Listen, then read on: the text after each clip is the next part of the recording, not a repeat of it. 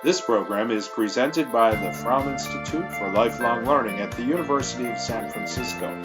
The Fromm Institute, keeping up with the times, no matter when.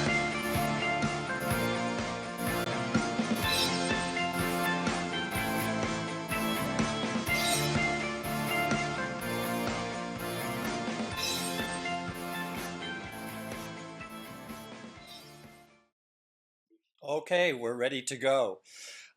First of all, I just want to say hello, welcome. Thank you for coming back for week number 7. B, I want to thank a lot of you for writing not only the assignment and the things I've asked of you, but just writing words of appreciation. I need to write one back to you all to say thank you, because I think we're all growing. In our own ways as we sort of live inside the life and the work and the head and the heart of Leonard Bernstein. So thank you so much for all of those sharings that you're sending along my way. We'll come up with a lot of them next week. But I want to return to our class from last week, and a number of you asked some fascinating questions, and I've written them down, some questions and comments. Someone was saying, one person wrote how much that he is appreciating Jamie Bernstein's book. That's the book written by Jamie, his daughter. It's called Famous Father Girl, and it's a really wonderful sort of intimate portrait of him sort of in the middle of the night when they both met at the refrigerator, him eating baby food out of those little tiny bottles, I guess. So, but interesting, I recommend the book. It's fascinating. It's a good and relatively easy read. Someone wrote, how does Leonard Bernstein know what the composer wants? He said, it sounds like Scalia knowing exactly what the writers of the Constitution meant. Original theory. I suppose that in a way that applies to composition as well. And Bernstein used to say that it is the job of the conductor to sort of be the medium through which the composer's music and wishes come. But my answer to that question is, how does he know what the composer wants? Obviously, Leonard Bernstein does not know what the composer wants. But one of the things I think we're going to discover today, I hope we discover today, is the depth that he is able to go to inside a musical score. And I was looking the other day, I guess online, at some of his own conducting scores, and lots of comments, lots of arrows, lots of red pencils. So score study, well, it's one of the most important things that a conductor can do, so that he or she is not walking in and trying to superimpose, which a lot of conductors do, their own ideas, rather than first of all trying to understand what the composer is trying to say. So it's a great question. Another question, can a drummer hit a wrong note in a chord? And then there was a little debate that went on amongst you, someone saying, well, drums don't have pitches, and then another person saying drums do. Well, drums do indeed have pitches. You only need to go to an orchestra concert, for example, and watch the timpanist who's way at the back of the orchestra. Watch the timpanist constantly tuning. They have their ears down as while the orchestra is playing on, they're getting ready for their next entrance, and they're tuning the drums. But bongos, even snare drums to a certain degree, are tunable. So yes, I suppose you could hit a wrong night.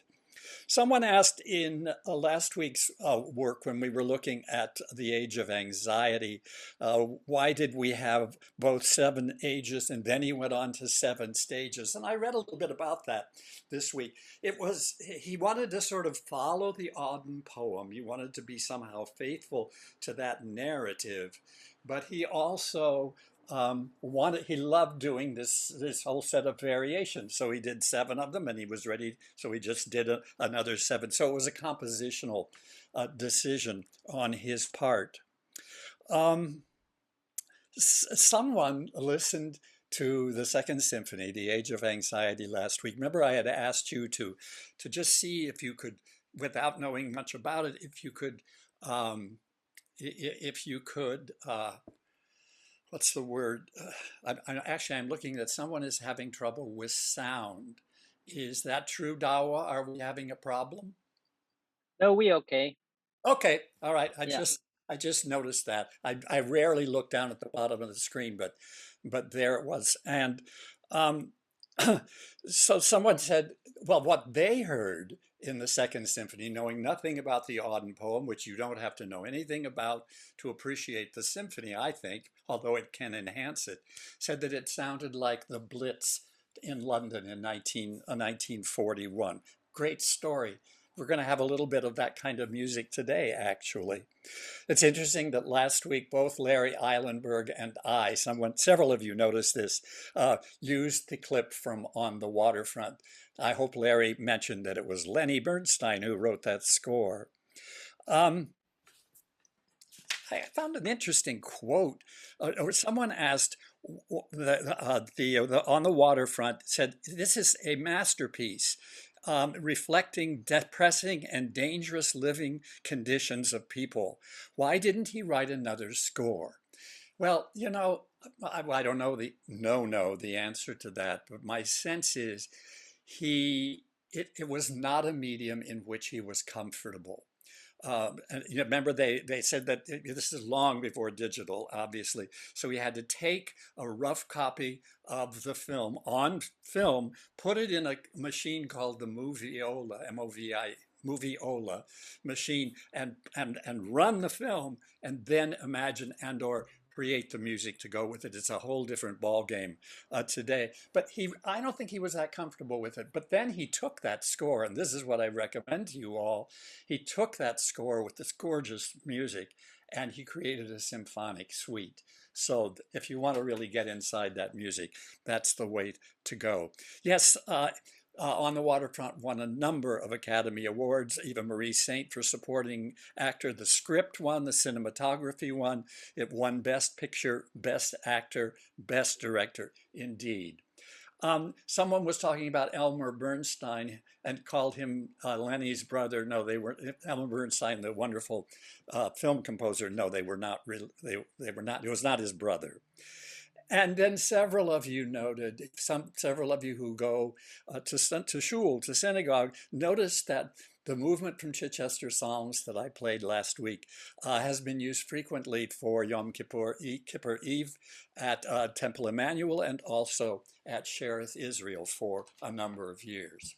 So those were the comments and questions. I appreciate them, and I hope this form of hopefully responding to them is helpful.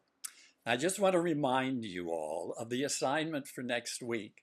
You don't have to do it, but it sure would be great if you could. I've given you these 4 questions. Answer 1, none. Answer something else if you would like, or answer all of them. And they are, where is your curiosity taking you? 2, what has been most challenging about this course? Some fascinating answers as to how we're all growing together. Did you have an aha moment? In other words, what has surprised you? And finally, what would you have liked more of, and what would you have liked less of? So the deadline for turning those in is this coming Sunday. I just want a chance to be able to collate and try to phrase things and put them into groupings as you have been so really helpful in answering the questions. So that's the assignment. That's last week's chat. Continue to chat in the box now, and I will do my best to answer them next week. So let me take a moment, get my screen going, and off we'll go. Okay, are you all there and ready to go? Hang on one more second. Okay, and I am here and ready to go with our presentation. So our topic today is Leonard Bernstein, a composer's composer. And during the day, we're going to encounter 8 only men, coming from the era they have come from. I'm sorry, only men composers, but composers for whom or with whom there was an amazing synergy between the composer and Leonard Bernstein. And I think Bernstein, being a composer himself, helped him understand the lot of the composer, understand what the composer needed, which kind of goes back to the question we were trying to answer a few minutes ago. But as you look at these 8 composers, we're going to return sort of the quiz at the end of the afternoon. I'm going to ask about like 3 questions after we've finished our class, come to the end, towards the end of the class together. What do these 8 guys have in common? 1. Number 2, why do you think Lenny was drawn to them? What about them? Because I think they share some things that we can discover. And finally, the fact that he had this wonderful synergy with these composers, what does that say about him? What does it say about his values as a composer? So Leonard Bernstein, a composer's composer, with you in the back of your mind sort of pondering these questions as we go along. Well, the best place to begin when we're talking about Leonard Bernstein being a composer's composer is to go back to the beginnings of his life, really, as a composer when he met Aaron Copland. Aaron Copland was 18 years younger than Lenny. And I think I told the story about Bernstein having heard about Aaron Copland, and he thought that he was, quote, a cross between Walt Whitman and an Old Testament prophet. But in 1937, he'd not met him at this point, he went to a concert in Boston. And he said he was seated next to, quote, an odd-looking man in his 30s with a pair of glasses resting on his great hooked nose and a mouth filled with teeth. Well, it was Aaron Copland sitting right next to Leonard Bernstein, and it happened to be Copland's birthday. So after the concert, Aaron invites Leonard Bernstein to the birthday party. And while there, of course, Lenny, not to be outdone, sits down at the piano and plays probably the favorite piece, one of the favorite pieces of Aaron Copland and of Leonard Bernstein, his very difficult piano variations, which of course he played from memory. Well, they became fast friends. And frequently the young Leonard Bernstein would take his compositional work to Aaron Copland for review. And Lenny says, I would show Aaron the bits and the pieces, and he'd say, all this has to go, or that's just pure Scriabin, or you've got to take that out of your head and start fresh. Now this is good. Here, take these 2 bars and start from there. I want to hear about you writing a song that has no Copland, no Hindemith, no Stravinsky, no Bloch, no Mio, no Bartók in it.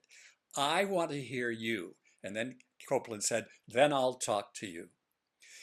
But Aaron Copland understood what a treasure he had in this kid who was in his late teens, early 20s.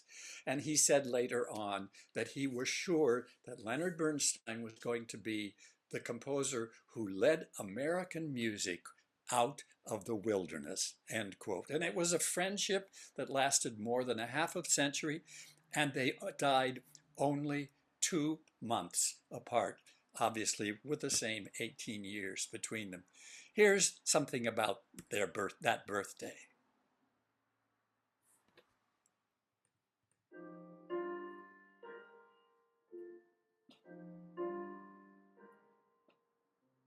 This is the composer's datebook for November 14th. I'm John Zach. When Professor Harold Hill in The Music Man talks about the time when W.C. Handy, the great creator, and John Philip Sousa all came to town on the very same day, that day must have been November 14th, because in America's music history, this was a day of synchronicity. For starters, it's the birthday of Aaron Copland, who was born in New York City on today's date in 1900.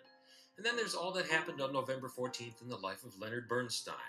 Here's how Bernstein himself explained it. I never forget a Copland birthday, because 2 of the most important events of my life happened on November 14th. The first in 1937, when Aaron and I met for the first time. Now, I worried and complained terrifically back then, and always took my troubles to Aaron, who would tell me to stop whining. He seemed to have such complete confidence in me that he didn't show a bit of surprise when on Sunday, November 14th, 1943, I made a dramatic success by filling in for the ailing Bruno Walter and conducting the New York Philharmonic. All Aaron's predications came true, and on his birthday. As if that weren't enough, in 1954, again on Copland's birthday, Leonard Bernstein appeared on a live omnibus television broadcast, presenting Beethoven's draft sketches for the opening of his Fifth Symphony. Bernstein's TV debut was also a smash success, and led directly to his subsequent series of televised young persons concerts that brought classical music to millions of Americans coast to coast. Copland and Bernstein, a powerful double play. For more on other composers as well, go to our website, composersdatebook.org. Composer's Datebook is produced by American Public Media in conjunction with the American Composers Forum, reminding you that all music was once new. I have always loved that statement.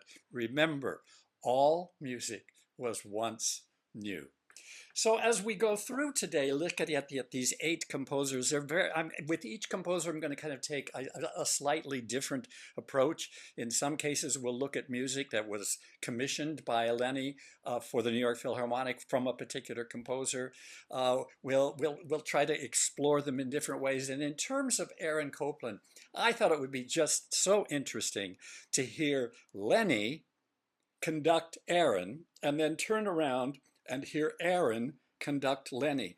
And as you listen, particularly to the second piece we're going to hear where Aaron is conducting Lenny, think about how Copland-esque is that, or how Bernstein-esque is the piece of Aaron that we're going to hear. So we're going to start off with a piece that we all have heard, and you can fault me for playing it, but it is so purely Aaron Copland, the Fanfare for the Common Man, and it certainly is his best known concert opener.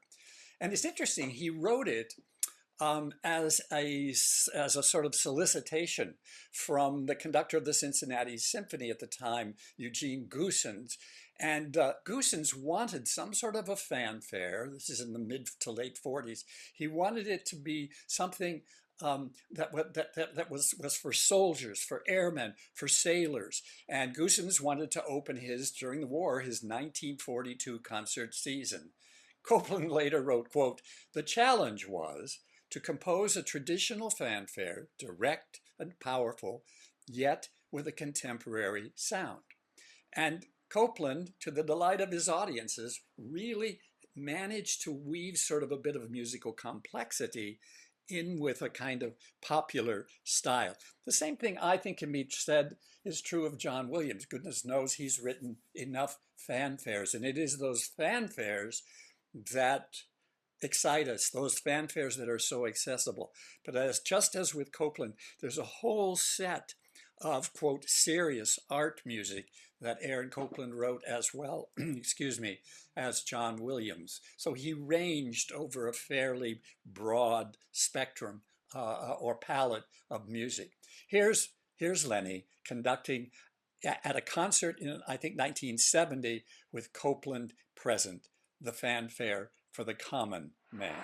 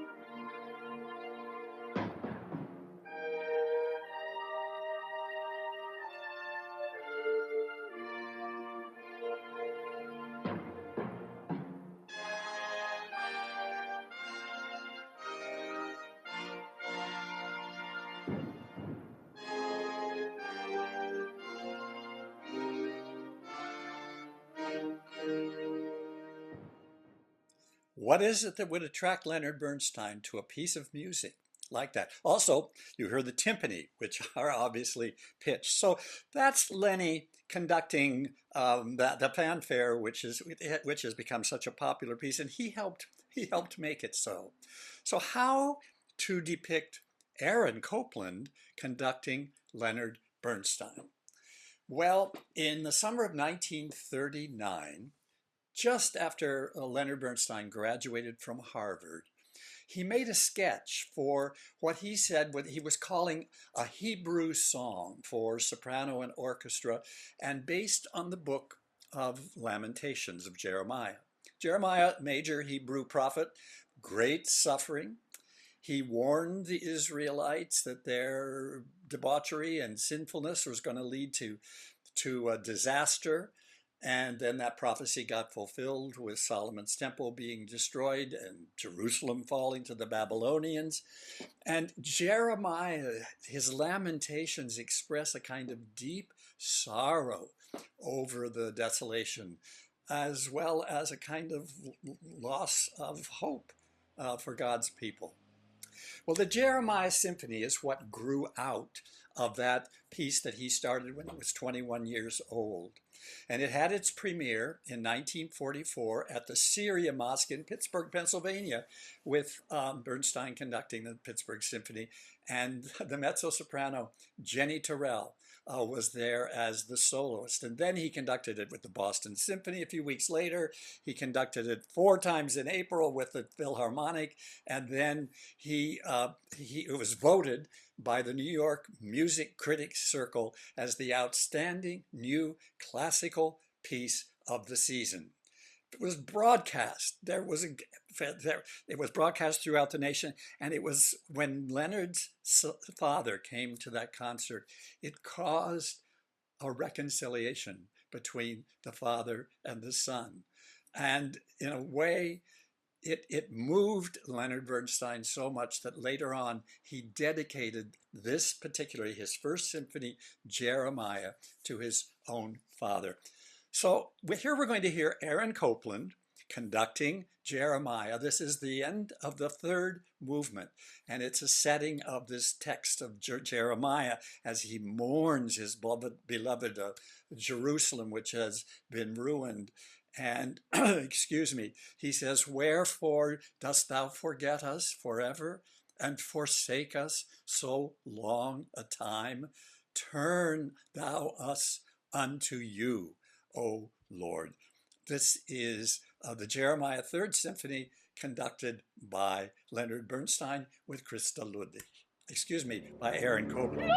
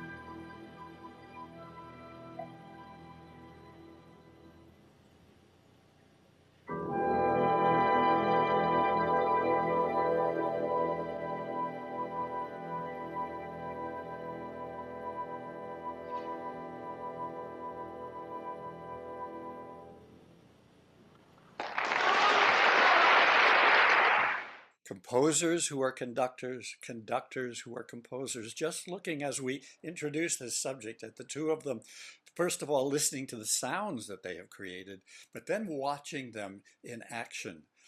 It's very interesting. Aaron Copland was always, well, not totally opposed. He had, like Koussevitzky did, he had problems with the fact that Bernstein was doing Broadway and doing shows and writing songs, etc., when he should have been writing the kind of music like the Jeremiah Symphony that we just heard that bit of an excerpt from. So there's an age difference of 18 years, and despite, or maybe because of that, actually because of that, I think there was really a mentor-mentee or protege connection. Whenever Lenny needed something, he would turn to Aaron. If he needed, a letter saying that he could get in the conducting program at Tanglewood, it was Aaron Copland who wrote that letter. And Aaron Copland traveled to Philadelphia to watch him get his diploma from the Curtis Institute in 1941. And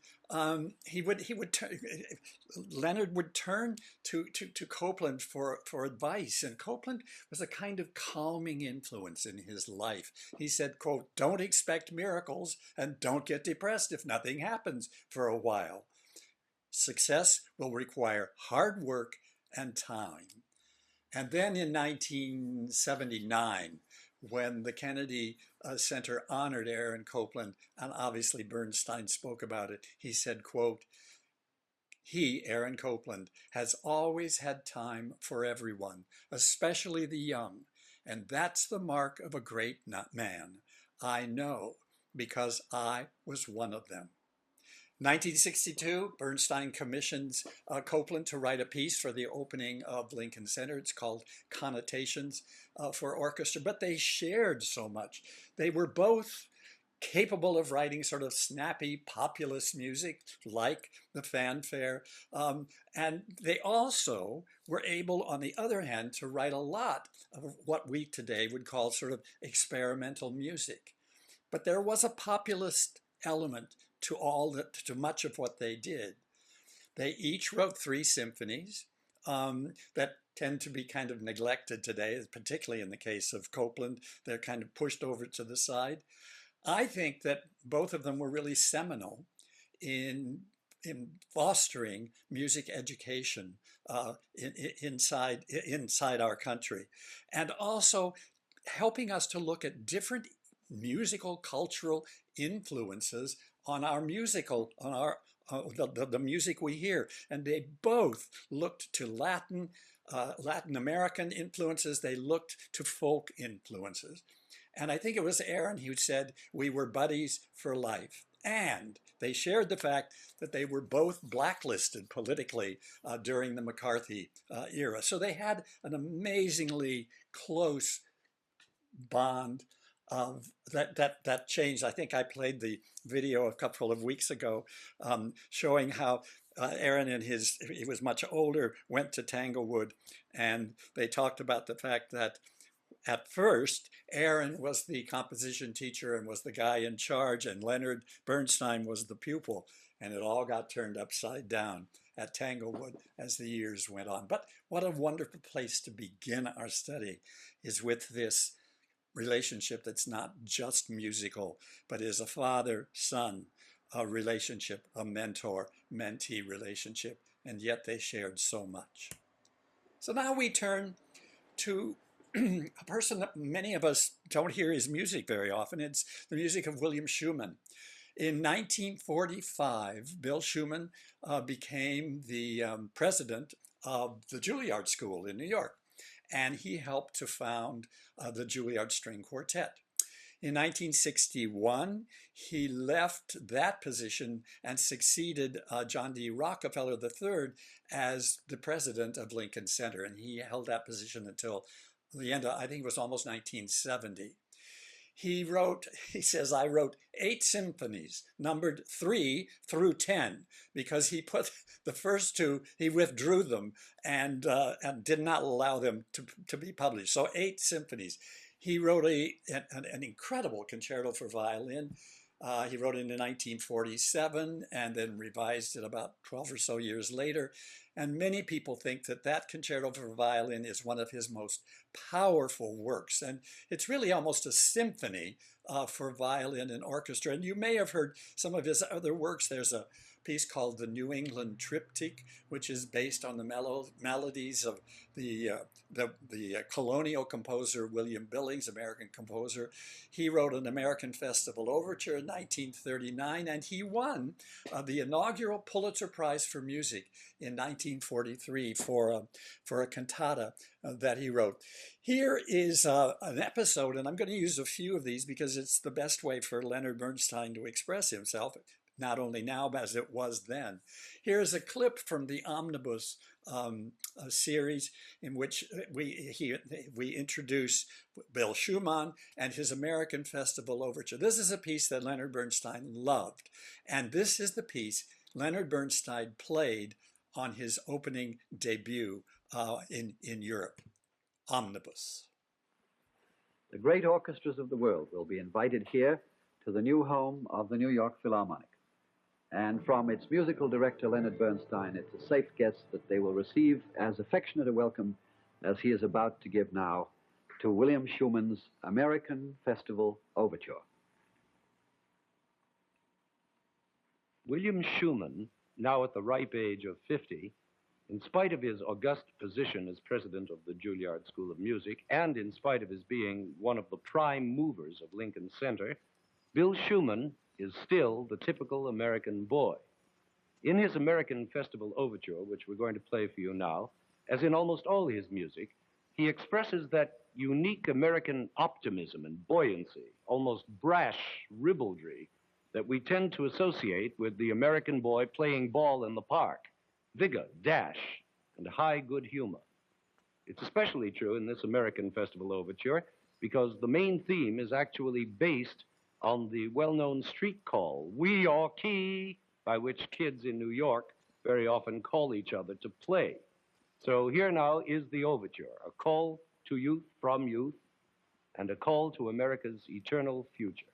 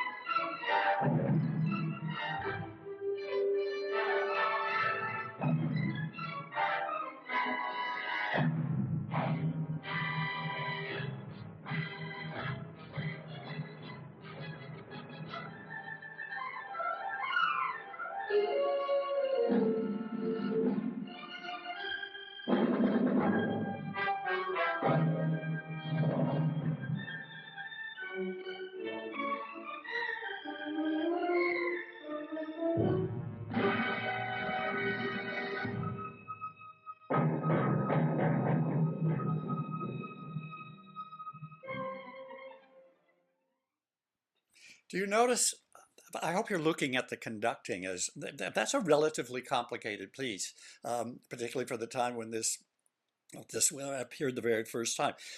Leonard Bernstein knows this score. He knows what's on the page inside out. And two things, notice that he's conducting it totally from memory, so it's imprinted somewhere there. And notice also his comfort level, which you didn't notice with Aaron Copland in a way. Aaron Copland really kind of conducted the beats, he conducted a bit of the mood, and held it together. With Lenny, you're dealing with a conductor who knows the composer, who is inside the notes. Not only has he memorized it, but the gestures grow out of what he has studied on the printed page. So Aaron Copland, Bill Schumann, And now we turn to the composer that I suggested you do just a little bit of homework this week, because I know that for many of you, this is an unfamiliar figure, and that is Mark Blitzstein, born in 1905 and died in 1964. He was born in Philadelphia to a very wealthy family. And when he was really young, people realized that this kid had a lot of music in him, and he was able to, by the time he was 7 years old, he was able to perform a Mozart piano concerto. He went to the Curtis Institute in Philadelphia, where he studied composition.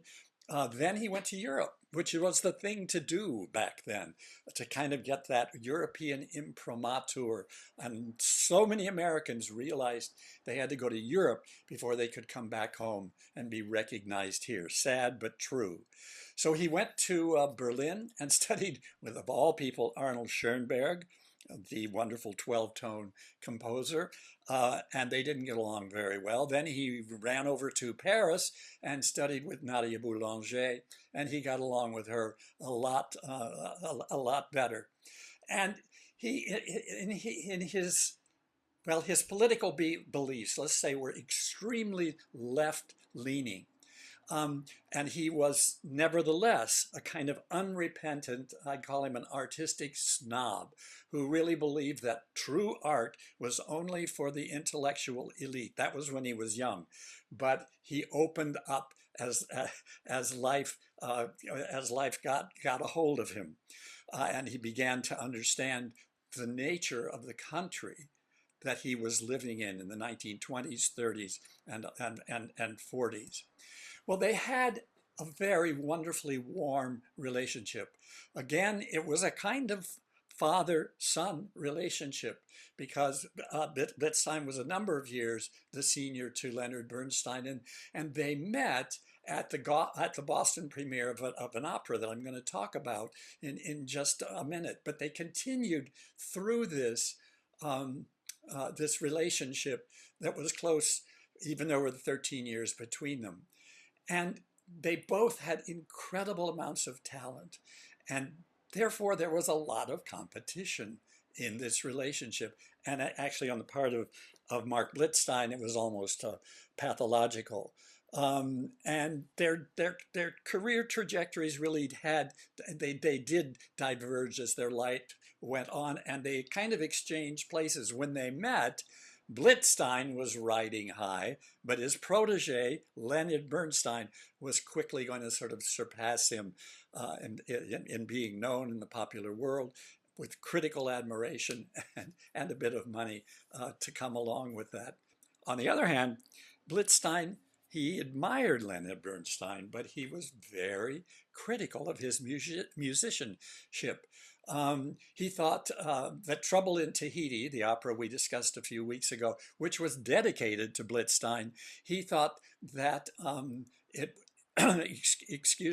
that he thought it was to be dismissed, because it had a little wonderful liveliness about its music, but it was really a rather dreary subject. Remember, it was about the marriage of this couple in the 1950s. He also, Blitzstein to a certain extent, was a bit disparaging of Bernstein's musical presence on Broadway. Particularly, he thought the show Wonderful Town was a fine work, but decidedly lighthearted and lacking in social weight. And West Side Story, which you would have thought he would have supported, he found it a bit light in its shoes. So they had, once again, a bit of an age difference between the two of them. They started in one position, but that position began to change as life went on. And Blitzstein, they remained close, and when he died, he was murdered. Blitzstein was murdered. He'd gone into a bar and was followed home by 3 people who killed him. It hit Leonard Bernstein really hard and showed up, that his grief showed up in a number of works that appeared right after that. Well, they met initially in Boston when there was, not in New York. They sort of all came together when there was a festival of creative arts that was held at Brandeis University, and Leonard Bernstein conducted the US premiere of a new English version of the Three Penny Opera. And the version was translated and created by none other than Mark Blitzstein. And this run was so successful, it opened off Broadway.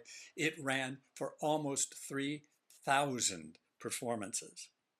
But the piece that sort of kind of brought them together was this production of an opera that Mark Blitzstein wrote called The Cradle Will Rock. 1937. And if you look at the poster on the left side of the screen, that's obviously Blitzstein at the piano, but the poster, it's a WPA project. And the unions, it's very much kind of it makes a large statement for the power of unions to destroy people. And the WPA had sponsored this, but when they got ready to perform it in New York, they were told they could not perform in this particular union hall.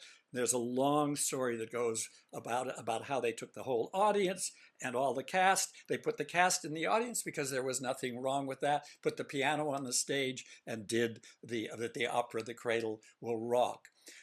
It's set in a mythological steel town in the United States, sort of a city that's all but owned by greedy and corrupt industrialists and who have all the power in the society.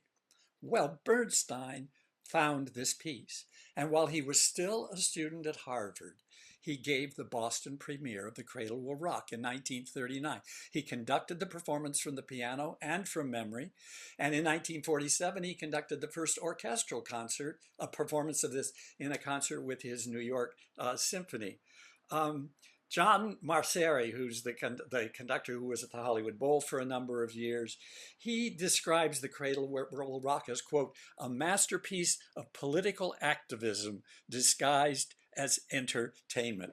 But it's interesting to read, there's just a short note that of Blitzstein discussing what it was like to encounter his own work, The Cradle Will Rock, at Harvard with Lenny doing the piano and all. He says, quote, Lenny did my part at the piano and announcing to the audience. He did it so much better than I did that I was covered with jealousy. That's what attracted me to him. He reminded me so much of myself at his age. We are, if there is such a thing, musical brothers. We think alike, we act alike. Lenny was dynamic. He was electric. He was everywhere at once. I remember that one day we were lying on the banks of the Charles River looking up at the sky. Lenny was saying he didn't know what to be. There was some talk of becoming a doctor, of going into music, or even of going into his father's business. None of this seemed out of bounds. He had no sense of limitation. One didn't know from which springboard he would dive, but one knew there would be one hell of a splash. So I thought it would be interesting to hear just a little bit of something from The Cradle Will Rock. And I'm going to let you figure out who this singer is. This is from a performance of a song from the opera called Nickel Under My Foot from a 1985 performance. Put your guessing caps on. Mister, you don't know what it felt like thinking that was a nickel under my foot.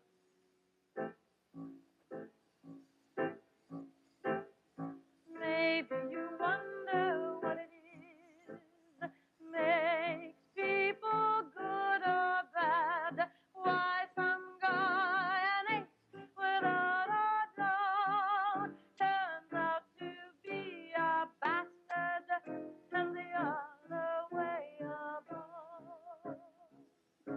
I'll tell you what I feel.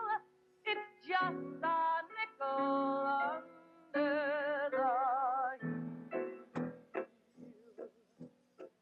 So you can live like stars and flowers, and every day is a wonderland tour. Oh, you can dream and scheme and happily put and take and put. But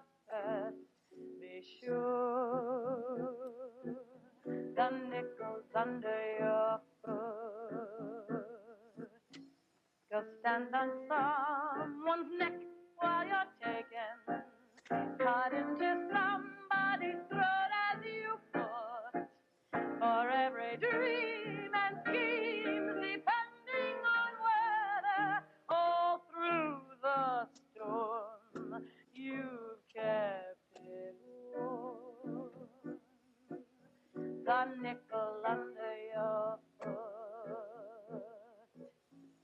And if you're sweet, then you'll grow rotten. Your pretty heart covered over with soot. And if for once you're gay, and then you'll make careless and oh so hot, I know you've got the nickel under your foot.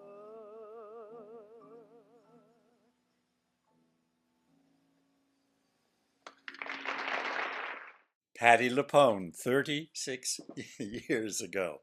So The Cradle Will Rock, a piece that brought these two guys together.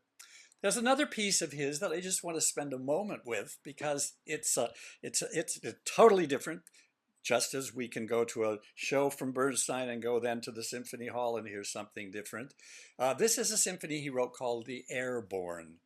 And Blitzstein served during World War II in the United States Army Air Forces. He began the war as a member in the 8th Army, but it was part of their film division in London.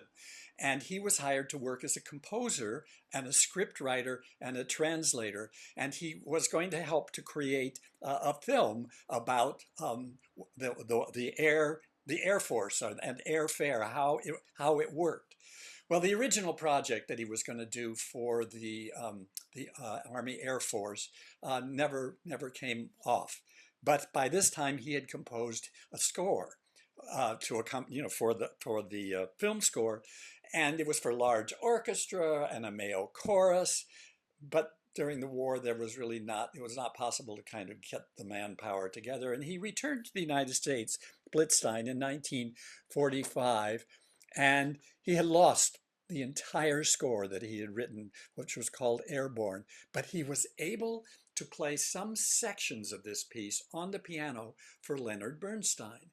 And Lenny enthusiastically said, yes, I want to do this piece. And he arranged to premiere it with his orchestra in 1946.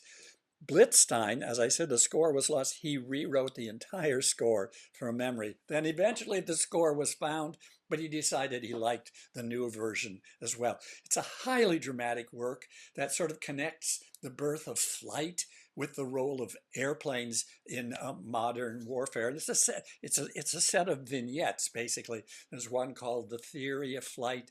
There's another one called The Ballad of History and Mythology, one called Kitty Hawk, one called just The Airborne. Here's just a few moments from the symphony. There you go.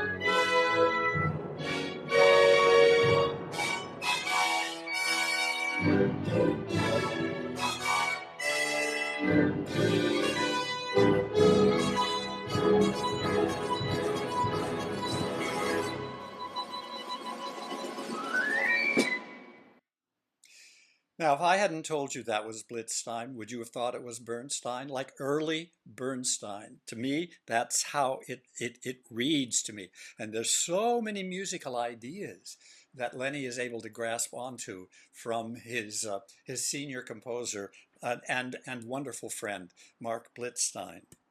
Well, there's one show that he wrote. It's a musical, and it's in 2 acts with a book by Joseph Stein, and Mark Blitzstein wrote the music and also wrote the lyrics. And it's a beautiful, it has the most incredibly beautiful songs within it. And it's this show where I got my introduction to Mark Blitzstein when I heard a phenomenal recording by Don Upshaw of one of the most beautiful songs from the show. And I want you to just sit back and enjoy it. I wish it so.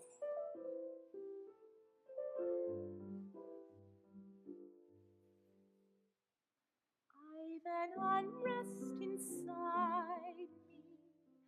Oh, it's long I have had such an unrest inside me, and it's getting real bad.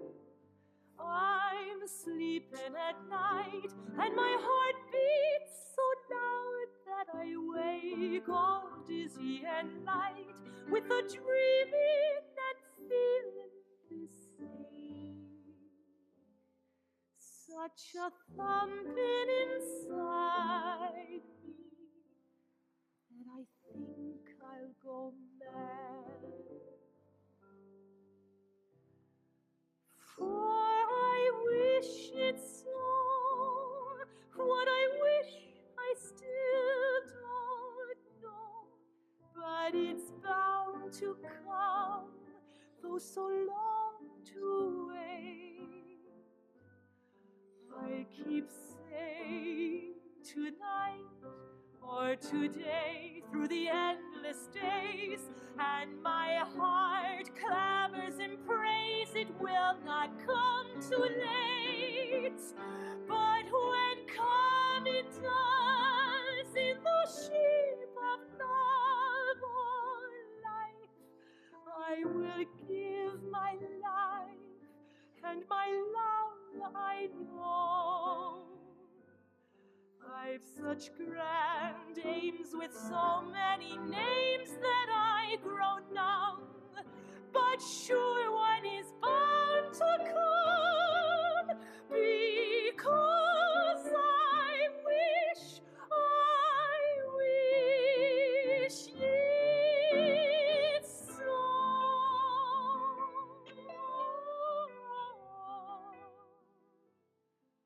So sort of writing in a song style, in an earlier style, is what Blitzstein is doing here.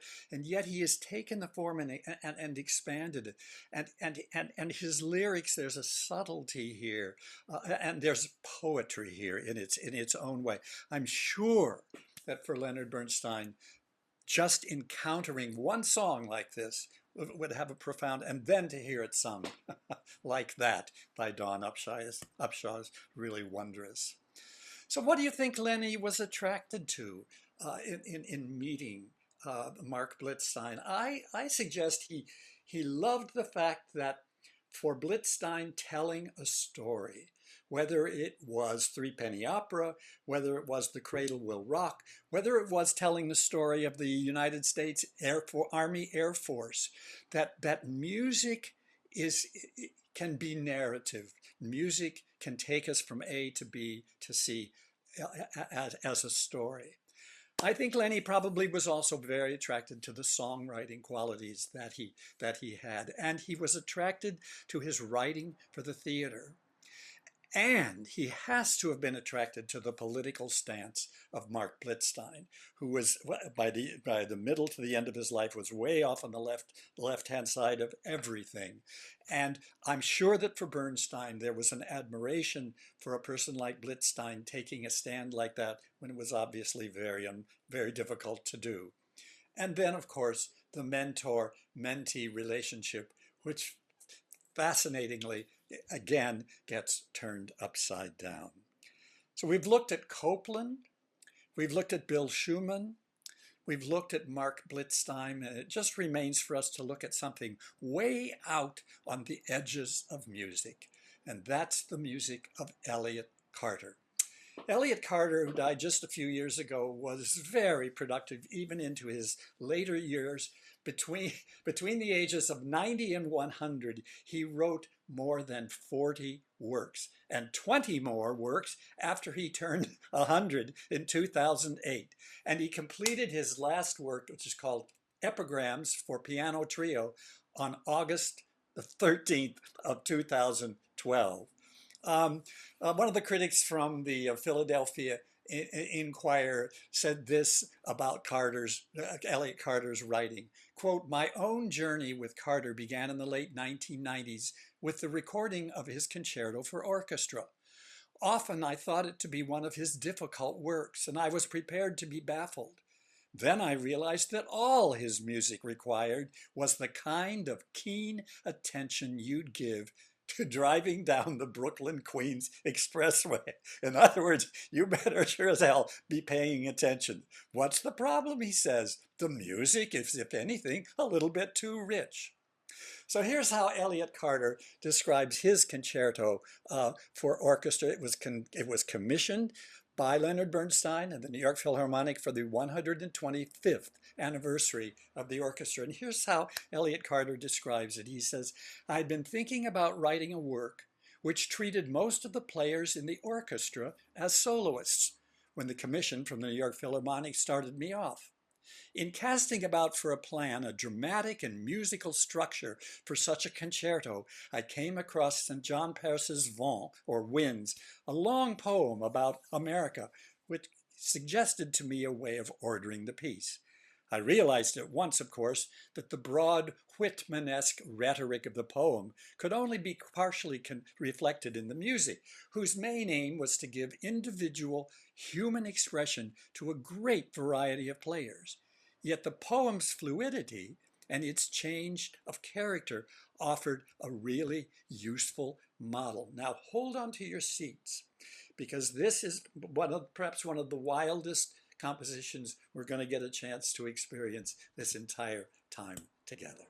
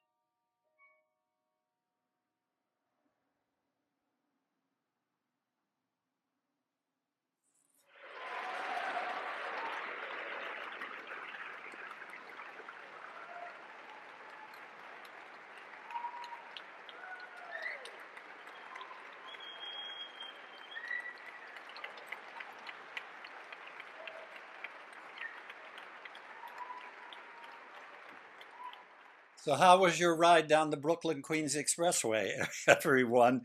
And I must say, I'm back with the Philadelphia Inquirer critic because I must say, I know it is the Brooklyn Queens Expressway, but I have lived with this now all week, listening to it and sort of thinking about it. It becomes increasingly accessible, but you got to keep your eyes open and your turn signals ready to go. We're going to take a 2.5-minute break and we'll be right back. Come on back. We got about 15 seconds and I'm going to get myself ready to share my screen. Okay, everybody. So here we are after looking at 4 composers, Copland, Schumann, Blitzstein, and Carter. Maybe it's time to take a moment and turn our sights on Europe. And we're going to go to Europe and encounter one of the great obvious geniuses of music, Ludwig van Beethoven, early 19th century, late 18th, 19th century composer. And the reason I want to spend a few minutes with him, there are 2 reasons. One is obviously Leonard Bernstein's incredible affinity for the music of Beethoven. And I think it's no mistake that in his very last concert at Tanglewood, he performed the Beethoven 7th Symphony. But I liked the question that someone asked at the beginning of, during last week's class, which we talked about a few minutes ago. How does a conductor know a composer's intentions? And it's a matter of score study, which I have always found to be just fascinating to see, to delve deeply into what's on the page. For example, in the Symphony of Beethoven, to delve deeply into it, to not superimpose my ideas, but to somehow let the music begin to speak to me. This is something that Leonard Bernstein, as he approached other composers, was a genius at. So what I want to share with you is just a few minutes of him discussing Beethoven, but also discussing the Ninth Symphony. And we're going to do the same thing when it comes to another European composer just at the end of our time together.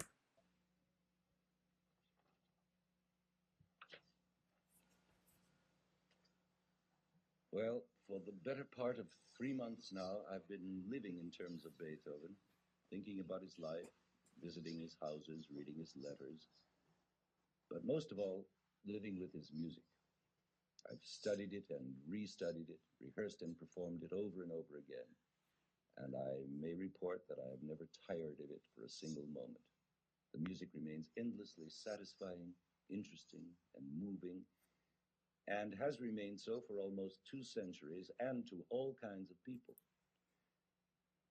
In other words, this music is not only infinitely durable, but perhaps the closest music has ever come to universality. That dubious cliche about music being the universal language almost comes true with Beethoven. No composer has ever lived who speaks so directly to so many people, to young and old, educated and ignorant, amateur and professional, sophisticated, naive, and to all these people of all classes, nationalities, and racial backgrounds. This music speaks a universality of thought, of human brotherhood, freedom, and love. In this Ninth Symphony, for example, where Beethoven has set Schiller's Ode to Joy in the finale, the music goes so far beyond the poem. It gives far greater dimension and vital energy and artistic sparks to these quaint old lines of Schiller. Alle Menschen werden Brüder, all men become brothers. Seid umschlungen Millionen, o millions embrace ye. Ahnest du den Schöpfer Welt, O world, you sense your creator. In other words, this music succeeds even with those people for whom organized religion fails, because it conveys a spirit of Godhead and sublimity in the freest and least doctrinaire way that was typical of Beethoven. It has a purity and directness of communication which never becomes banal, It's accessible without being ordinary. This is the magic that no amount of talk can explain. But perhaps there was in Beethoven the man, a child inside that never grew up, that to the end of his life remained a creature of grace and innocence and trust, even in his moments of greatest despair. And that innocent spirit speaks to us of hope and future and immortality. And it's for that reason that we love his music now more than ever before. In this time of world agony and hopelessness and helplessness, we love his music and we need it. As despairing as we may be, we cannot listen to this Ninth Symphony without emerging from it changed, enriched, encouraged. And to the man who could give the world so precious a gift as this, no honor can be too great, and no celebration joyful enough. It's almost like celebrating the birthday of music itself. And here's just a snippet of a 1970 performance of the Ninth Symphony with the Vienna Philharmonic.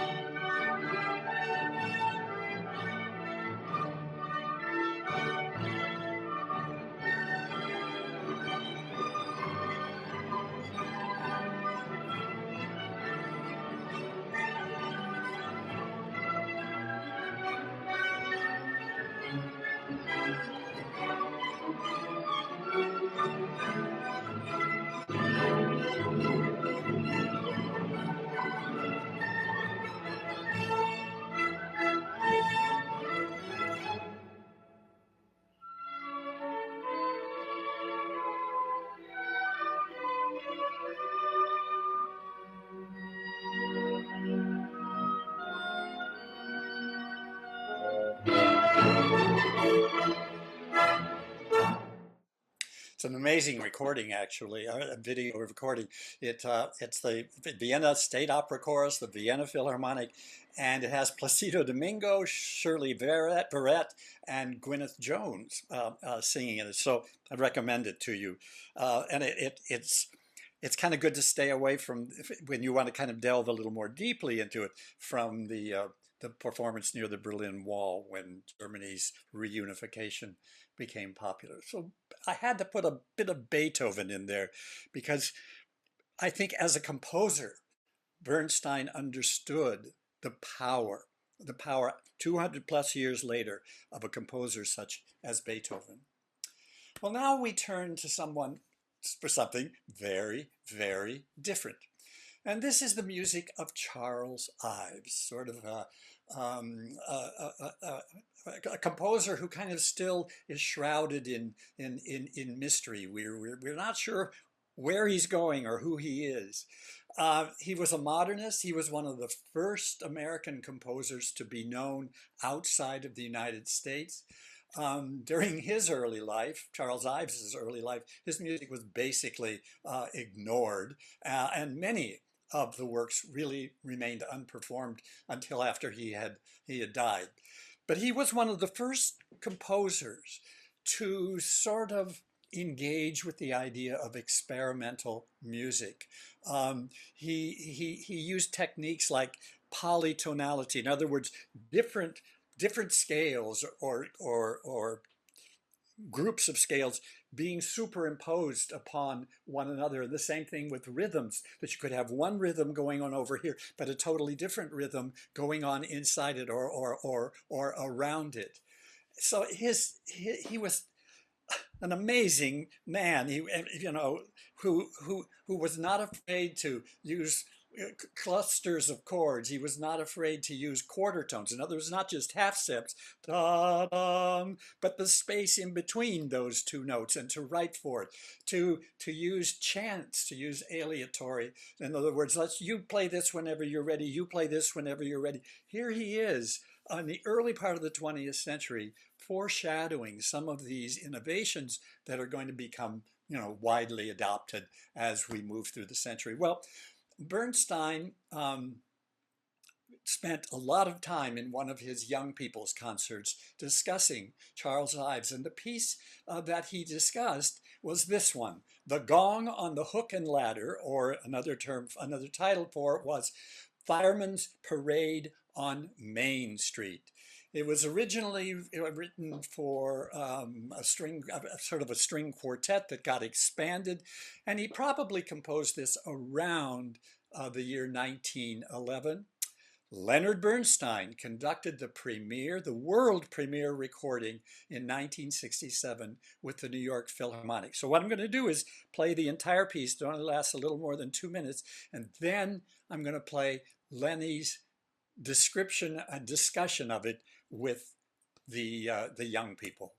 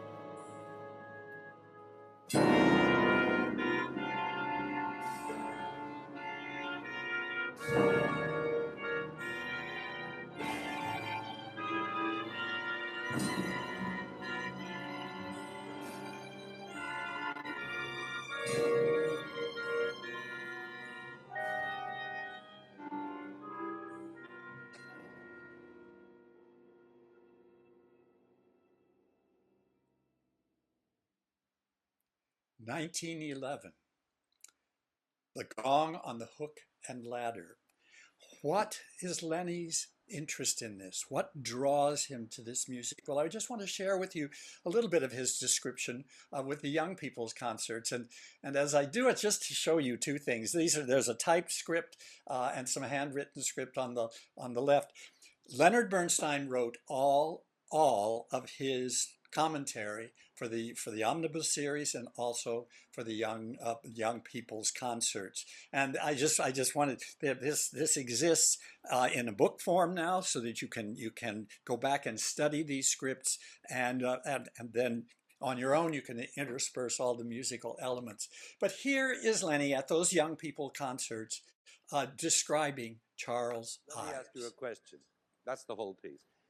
If you had heard that rather bizarre piece of music without knowing its title or its composer, what would you have said it was? Something by a composer from outer space, or maybe by a child, or something the orchestra is making up as it goes along, you wouldn't say that. You're too smart. But I'll bet you'd say it was something modern.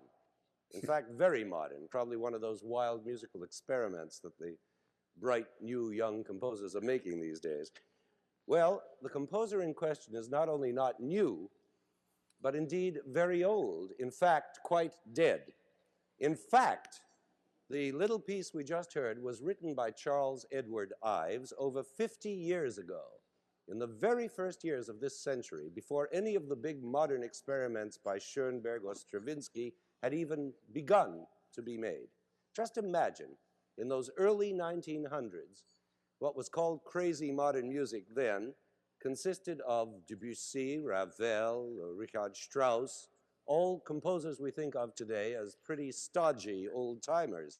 And yet, in those very same early years, this salty Connecticut Yankee named Ives was already madly pursuing his own offbeat ideas, writing music that no one could decipher, no one could play, and no one cared to hear. And the more nobody cared, the more he wrote, each piece madder and wilder and more revolutionary than the last. Does this mean that Ives was mad? Not at all. He was a very serious businessman, and a successful one at that. But his insurance business didn't keep him from spending most of his time writing music, strange pieces like the one we just heard, which is, frankly, a bit mad. But you must remember that Ives was both a genius and a pioneer. And geniuses and pioneers are two kinds of people who always seem to have a touch of madness, a good kind of madness. Think of our early American pioneers. Weren't they just a bit mad to go trekking westward across a wild continent, exposing themselves to Indians, bandits, hunger, storms, whatnot? Well, Ives was very much like them. He was an adventurer, too, a musical pioneer. Nothing could stop him.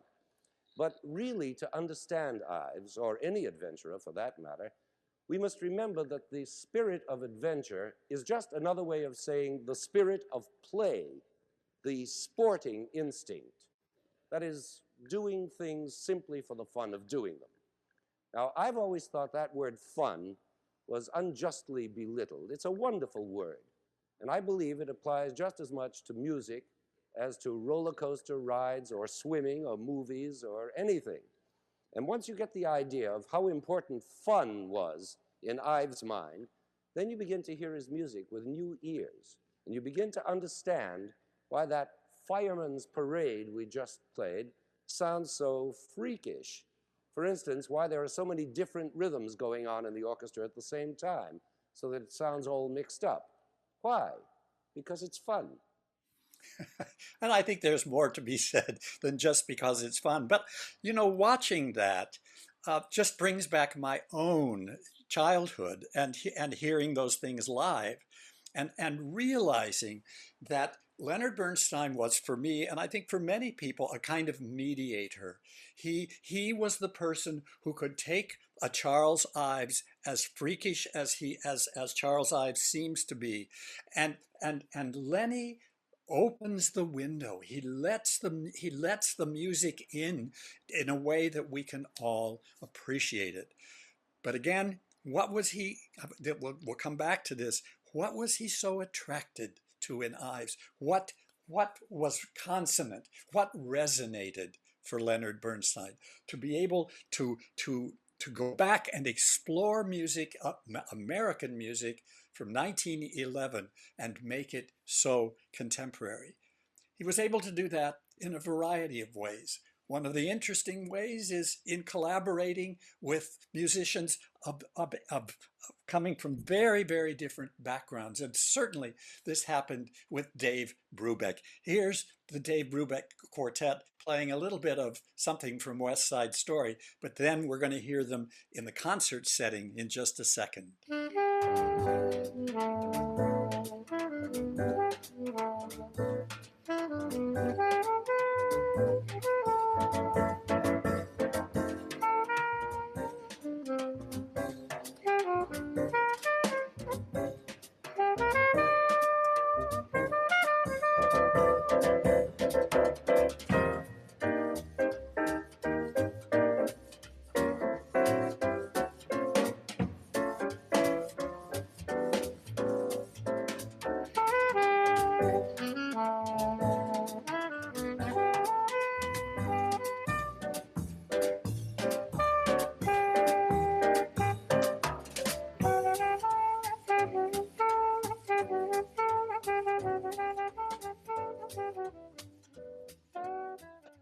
So, there would be people, if someone, could have been someone who wrote West Side Story or a show similar to that and would not want it touched by the likes of a jazz quartet. For Leonard Bernstein, not a problem at all. As a matter of fact, something he would have reveled in. He reveled in a connection to Dave Brubeck and his quartet so much that with the New York Philharmonic, they performed with Dave Brubeck a piece by Howard Brubeck called Dialogues for Jazz Combo. As we come towards the end, you'll hear the entire orchestra around jazz quartet.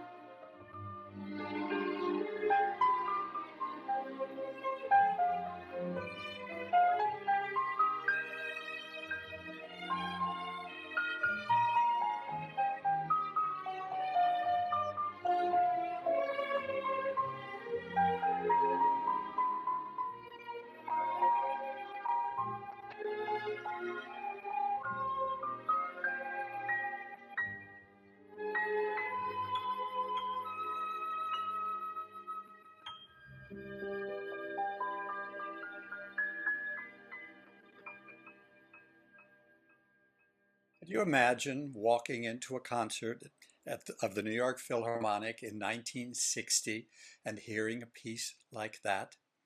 Today, it's kind of, we accept this, the wonderful um, palette, really, of musics that we can hear when we go to a symphony concert. MTT was wonderful about that, as now is Esa-Pekka Salonen. But think back to 1960 and to hearing music like this in the symphony hall. Well, now we come to our last composer of the day, who many of you know. You know his music, you know much of his life story. Gustav Mahler, born in 1860, died in 1911. He was a person who was a phenomenally gifted musician, not only as a composer, but also as a conductor. Sound familiar? And in 1960, the same year that they were doing that piece of jazz, they were having the first sort of Mahler festival to mark the centenary of Mahler's birth in 1860. And Bernstein conducted, Bruno Walter conducted, Dmitri Mitropoulos conducted performances, even Alma Mahler, the wife or widow of Gustav Mahler, even came and attended some of the rehearsals for that. And it so grabbed onto Lenny that he was able in his life to create two complete sets of recordings of all of the symphonies of Gustav Mahler, and then a set which is all on DVD. So if you don't get your fill of Mahler today, there's plenty Bernstein, Mahler out there for us to appreciate. I just want to share with you just a couple of the writings that Lenny did describing and talking about Gustav Mahler. This is from High Fidelity magazine in 1967. Here's Lenny. This is what Mahler meant when he said, "My time will come." It is only after 50, 60, 70 years of world holocausts, of the simultaneous advance of democracy with our increasing inability to stop making war, of the simultaneous magnification of national pieties with the intensification of our active resistance to social equality, only after we have experienced all of this through the smoking ovens of Auschwitz, the frantically bombed jungles of Vietnam, through Hungary, Suez, the Bay of Pigs, the farce trial of Sinyavsky and Daniel, the refueling of the Nazi machine, the murder in Dallas, the arrogance of South Africa, the Hiss Chambers travesty, the Trotskyite purges, Black Power, Red Guards, the Arab encirclement of Israel, the plague of McCarthyism, the Tweedledum armaments race. Only after all this can we finally listen to Mahler's music and understand all that it foretold all. Or this, he writes in a program for the New York Philharmonic. Last night, the New York Philharmonic and I performed Mahler's Second Symphony, The Resurrection, in tribute to the memory of our beloved late president. There were those who asked, why the Resurrection Symphony with its visionary concept of hope and triumph over worldly pain instead of a requiem or the customary funeral march from the Eroica? Why indeed? We played the Mahler Symphony not only in terms of resurrection for the soul of one we love, but also for the resurrection of hope in all of us who mourn him. In spite of our shock, our shame, and our despair at the diminution of man that follows from this death, we must somehow gather strength for the increase of man, strength to go on striving. So here's Lenny with this enormous view of the breadth and the depth of a composer who preceded him as a composer and as a conductor. And I know the Norton lectures are sometimes a little hard for me, for all of us to kind of grasp, but I want to play a very short excerpt where talk about score study, talk about going from the large to the very tiniest of details. Here is Lenny talking about ambiguity in the adagietto of the Mahler Fifth. We were then in a position to recognize and even account for certain musical phenomena whose beauty depends on ambiguous procedures. For instance, do you recognize these few bars?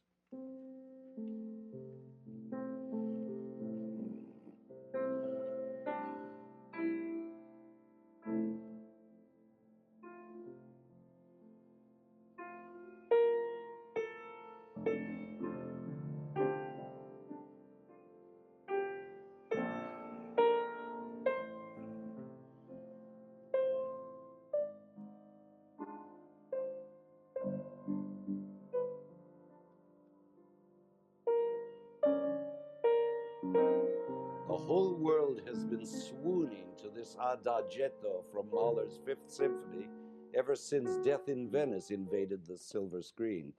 Now, why the swooning? After all, it's nothing but a dominant leading to a tonic.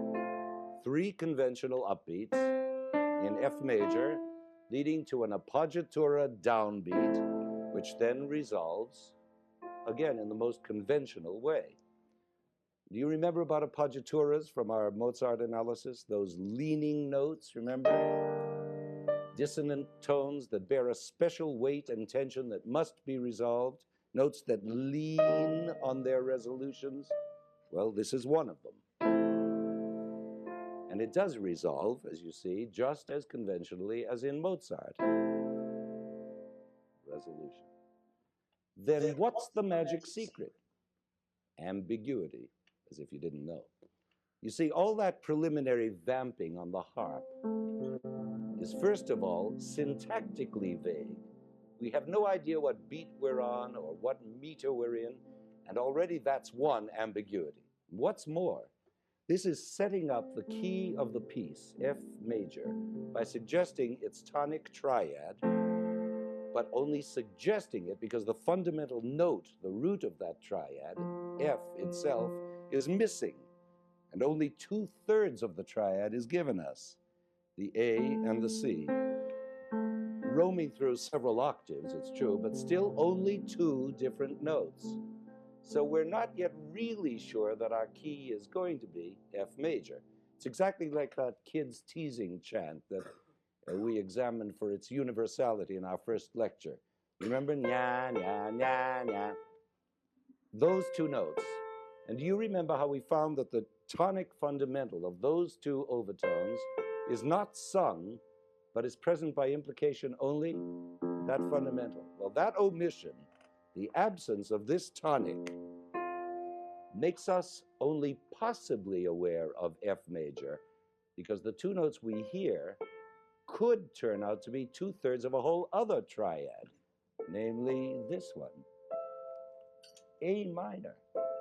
So automatically we're facing another ambiguity. Which of these keys are we in, this or this? And that ambiguity in itself lends a certain extra poignancy to the teasing tune of the kids, because it makes it even more hurtful due to the implication of something else, something which could be nasty. Of course, our beloved Mahler isn't nasty at all, quite the contrary. But the principle is identical, because again, which of the 2 keys are we in? As the 3 upbeats begin, we'd almost vote for A minor, because there's that A in the cello part, which is the lowest part. But no, it sneakily descends to G and then to F. Oh, it feels so good. We're home in F major, but there's still an unresolved tug at the heart in that appoggiatura up here in the melody. And when it resolves,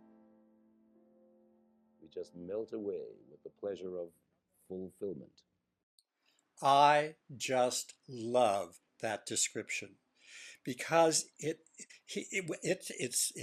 he is speaking in terms that almost all of us can comprehend and relate to. He's also taking us deeply into 2 or 3 notes at the very opening of the slow movement of the 5th Symphony. And I thought, how do we stop today? Well, the only way we can stop is by listening to a little bit of that, because of all as a conductor, to contain and restrain and yet give tension and energy to the opening of this movement with the ambiguity that he is talking about, it takes a genius of a conductor to be able to elicit that, to hold that tension, and to arrive at home.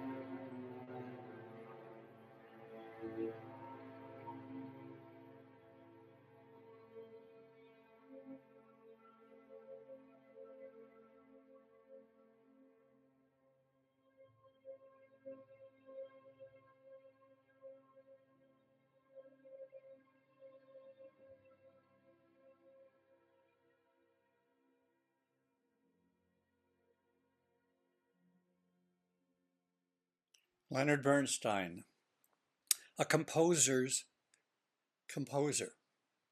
He understood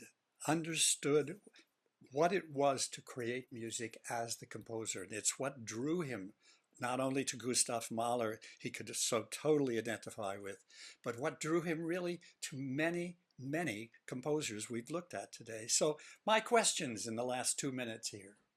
So here's my question. What do these people have in common, these 8 composers we've discussed and studied today? Well, I'd say almost all of them are in some form or other revolutionaries. They are pioneers in the way that in the fact that they're afraid to go, not afraid to go where no one has gone before.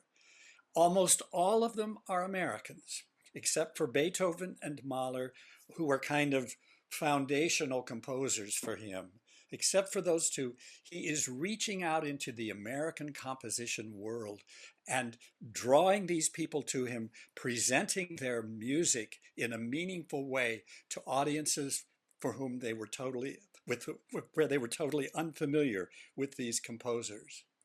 So I think Lenny was drawn to these people because they were fearless composers, not just Ives, but Mahler, Beethoven in his own way, even Dave Brubeck, being able to write a piece in 5. And Dave Brubeck has had very much of an experimental side to him. So he chose composers who marched to a different drummer, much as Lenny marched to a different drummer. So, and what do they say about Bernstein? Well, I think they say he looked to these people and they gave him courage. And he became really fearless as he dragged the United States and the world into new music that he had the courage to perform. But beyond that, he was also a generous and I think a rather gracious collaborator. He was a promoter, and he was a man open to all musics and not afraid to go there.